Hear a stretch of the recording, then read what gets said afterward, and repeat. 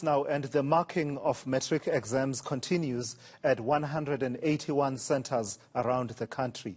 Some 45,000 markers are involved, and the Basic Education Department says the first week has gone well.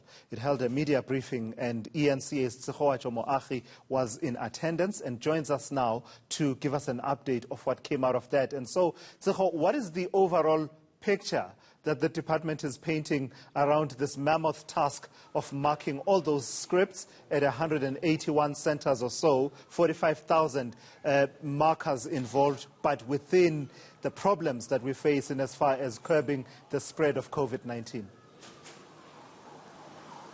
Absolutely, Tula. So they are saying that they are very happy with how things have gone, and they are very pleased with how things have currently progressed. We do know that the DG, Matanzima Mweli, has been to about 6 provinces now. This is Gauteng being his 6th province, where he's visiting various marking centres. There have been concerns that were actually raised around the issue in KZN, one of the centres, the marking centres there, the escort, in the escort area. There were concerns that were raised there about one teacher one marker that passed away at that particular centre, not necessarily at the centre in itself, but at the hospital. But we also understand that the DG is saying that from what he has seen and from where he has been, there is progress. You know, things are really moving along quite swiftly. He has, however, reiterated that markers need to remember that they need to keep the COVID-19 protocols in place, you know, to maintain the social distancing, to constantly be sanitizing their hands, and of course to be wearing their masks. So they say that they are confident and they are pleased as to how things have been going.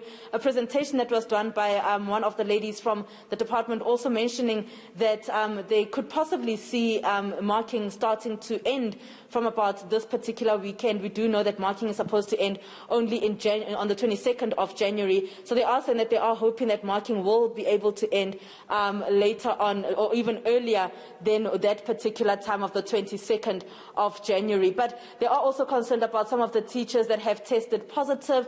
We've got about just over 200 teachers that have tested positive and have then been sent home. And they also have got about 2,700 of the teachers that withdrew from this particular marking process. And we've also been hearing, Tseho, about concerns in Limpopo. What exactly are they concerned about in as far as the situation in Limpopo is concerned?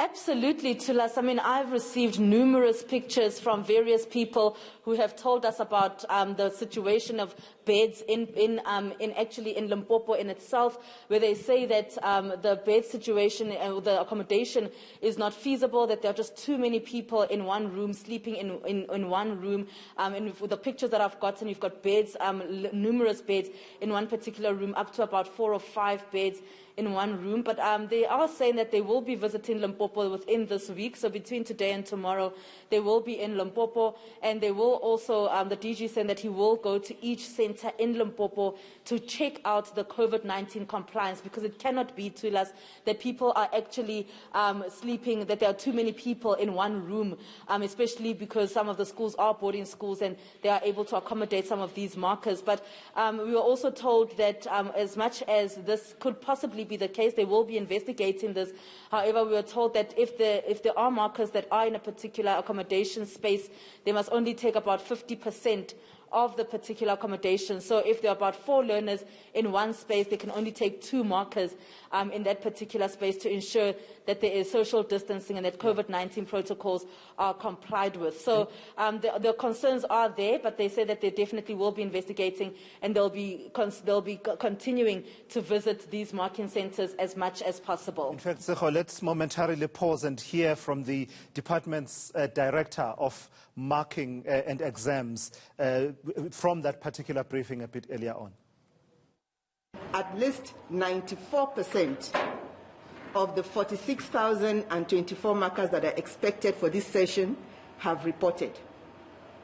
I know that there's been an issue of withdrawals, but you can see that 94% of our markers did report. And so far, 0.5% of them have tested positive, either on arrival or a few days after they got to the marking center. So that's the story then, Sekho, from the department, that while challenges are there that have to do with doing all of this within the context of COVID-19, they are overall happy with the progress in terms of marking of these exam scripts for Matric 2020.